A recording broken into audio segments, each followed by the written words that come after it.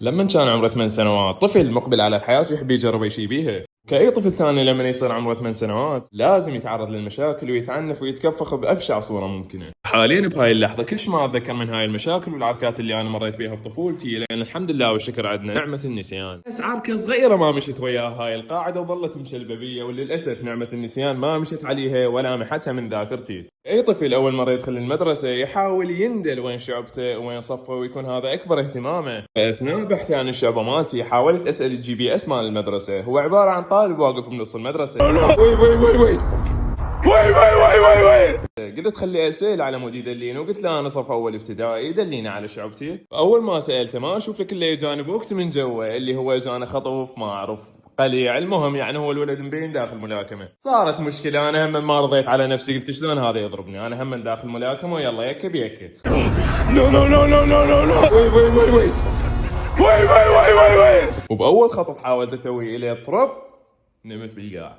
طرب سحلني، اطرب صرت وصله مال مسح، اطرب طيح حظي، اطرب داس راسي. اريد اقوم طرب سرقني، اريد اسحب طرب طيحني، اريد اسجد طرب.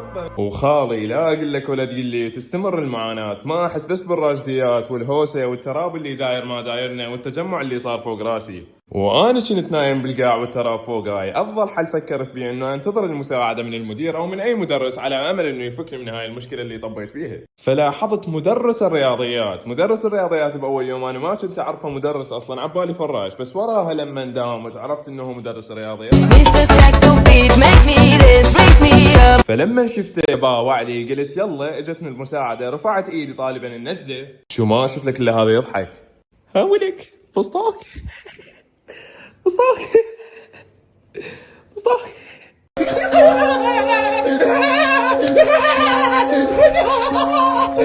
خلص الدوام وخلص هذا اليوم الجيد جدا والرائع بالنسبة لي. ولما رجعت للبيت كان محرم علينا احنا الولد اذا رجعت للبيت وصارت عندك مشكلة بالمدرسة يستحيل ان تقولها لامك او لاهلك، واذا قلتها يعني انت من الجنس الثاني من الاخير. رجعت للبيت طبيعي ولله الحمد، ولما امه جاي تسوي بالغداء باوعت لي قالت وضعك مو عاجبني. اخوكم صفن الصفنه الطويله وقال لها ليش شنو المشكله الموجوده بي.